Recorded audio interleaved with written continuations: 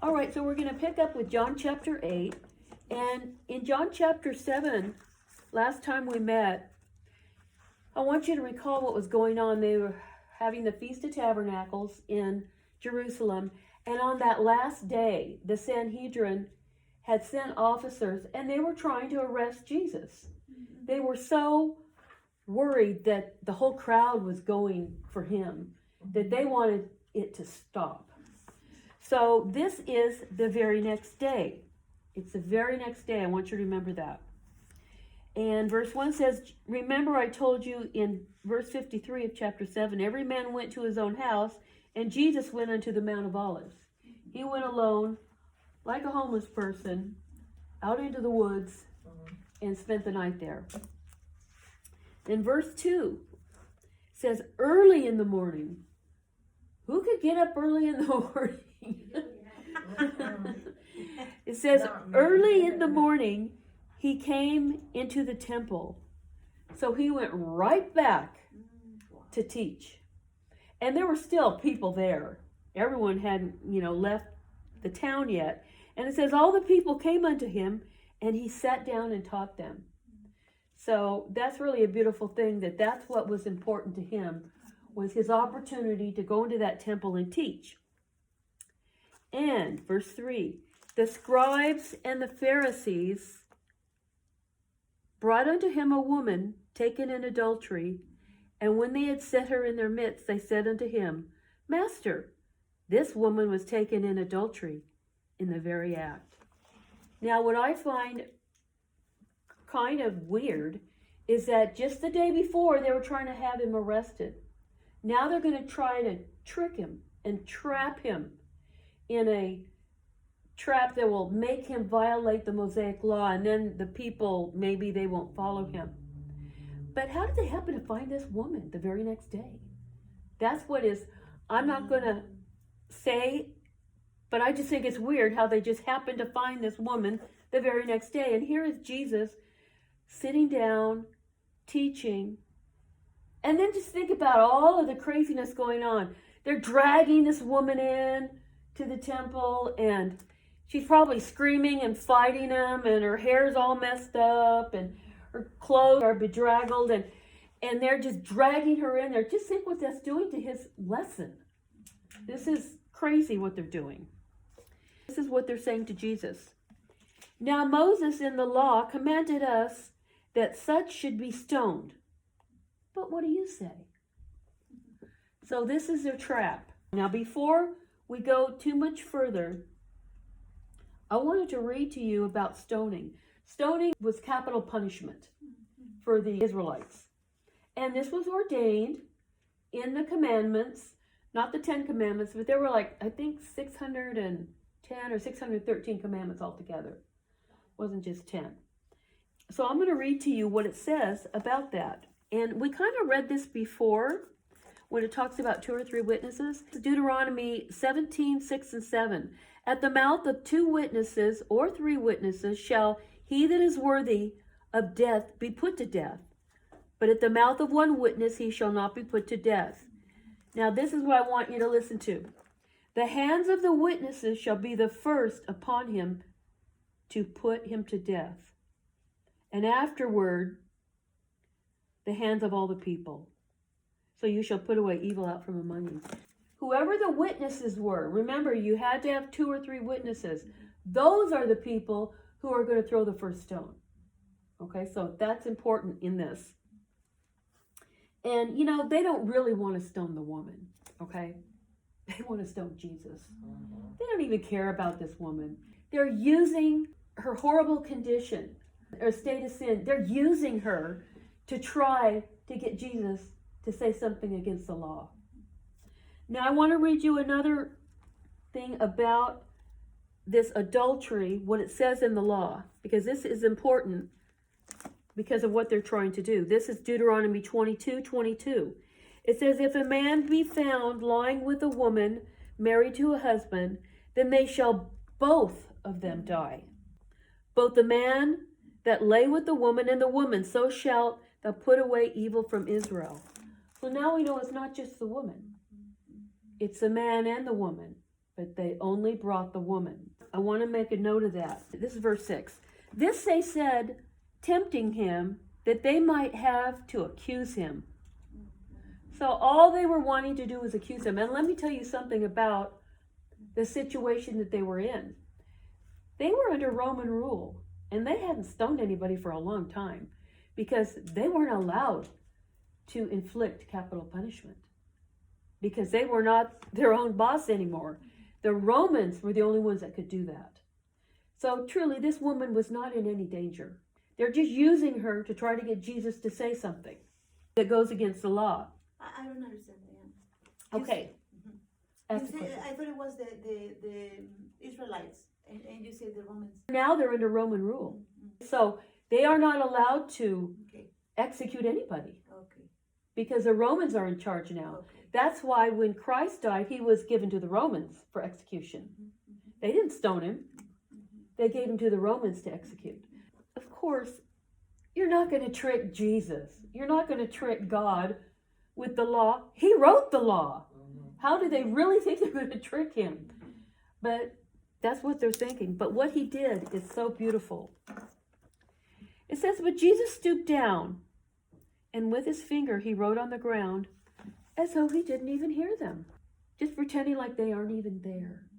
And he stoops down. He was already sitting down, remember?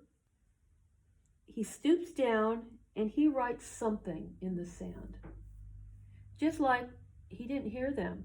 And when you think about it, in John 3:17, it says, for God sent not his Son into the world to condemn the world, but that the world through him might be saved. It wasn't his job to judge people. He wasn't coming in judgment. He wanted to save people. That's what he wanted to do. He wasn't a judge. For them to bring this to him and expect him to be a judge, they could be judges. These Pharisees could. So, if he answered yes, well then, they're going to say, you're violating the law because the man's not here. Or you're violating the law because we aren't allowed to stone. That's if he said yes. And if he said no, that you shouldn't be executed, they're saying, yeah, but the law says who commits adultery should be executed. So they thought they had him between a rock and a hard place. But they did not know who they were dealing with. So he just dismisses the case. He's like, I'm not hearing this. I'm not going to pass judgment on this. And he continued to write on the ground. When they continued asking him, so they were like all yelling, hey, what do you say? You know, this isn't right. We need an answer from you. You should know the answer to this, okay?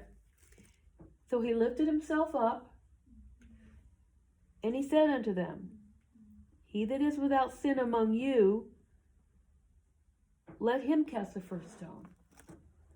And then he went back to writing on the ground. And nobody knows what he wrote on the ground. I've heard several preachers say, well, it was probably this, it was probably that. But the truth is, we don't know. But one thing we do know is that the same finger that was writing on the ground is the same finger that inscribed the 10 Commandments in the tablets. The same finger. That's what's important, is that he was writing with his finger. The guy who wrote the law. And when he says that he that is without sin among you cast the first stone. See, he says the first stone. The first stone, remember, has to be a witness. Some people say, well, you shouldn't judge other people because you have sin. In the Old Testament, stoning was something that God had introduced. And people who did it were not sinless because nobody is. So that is not what Jesus is talking about.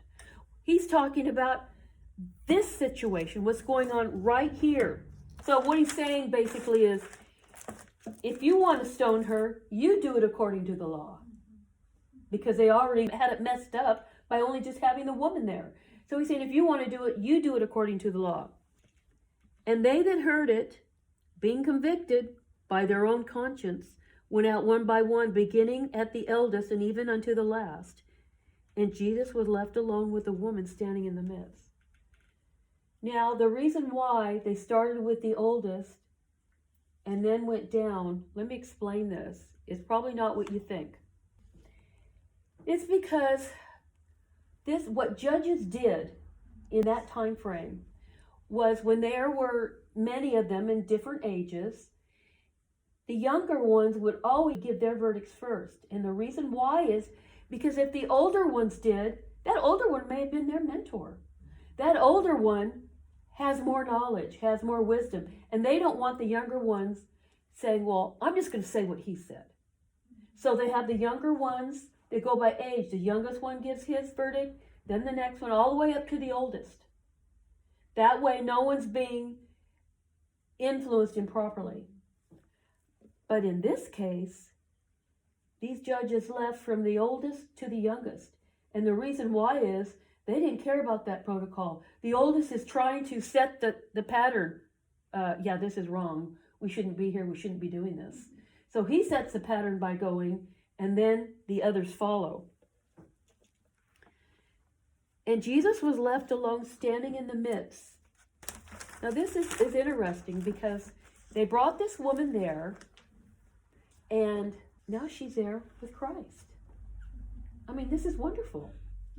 Here this woman has just been caught in sin, and here she is in front of the Messiah. And Jesus lifted up himself and saw none, but the woman has said unto her, where are those thine accusers? Has anyone condemned thee? So you see, if no one's condemned her, there can be no punishment. Remember what I said? It's by 2 or 3 witnesses. A minimum of 2. And those witnesses are gone. They're walking away. She said, no man, Lord. She called him Lord. She knew who he was. He got a convert right there. And Jesus said unto her, neither do I condemn thee, because he came not into the world to condemn the world, but to save the world. And he said, go and sin no more.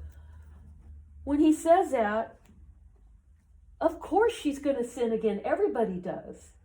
But he's saying that because during this time, they were living by the law. And what he's saying is, continue to live by the law, because that's what was enforced at this time. And I'm going to read just a little bit more to tell you what Jesus says to these Pharisees. Then spake Jesus again unto them, saying, I am the light of the world. He that followeth me shall not walk in darkness, but shall have the light of life. The Pharisees therefore said unto him, you get it? They're walking away. Jesus is saying it. Now they're turning around to Jesus and they're saying, thou bearest record of thyself. Thy record is not true. Remember what I said? It takes 2 people for something to be true. And Jesus answered and said to them, though I bear record of myself, yet my record is true. For I know whence I came and whither I go, but ye cannot tell whence I come and whither I go. Ye judge after the flesh. I judge no man. He wasn't judging people. I am the one that bear witness of myself, and the Father that sent me beareth witness of me. Okay, that's going to be it for tonight. But these Pharisees are walking out and giving him the lip, and he's telling them, look, I am the light of the world. But we're going to start off next week with this verse 12, I am the light of the world.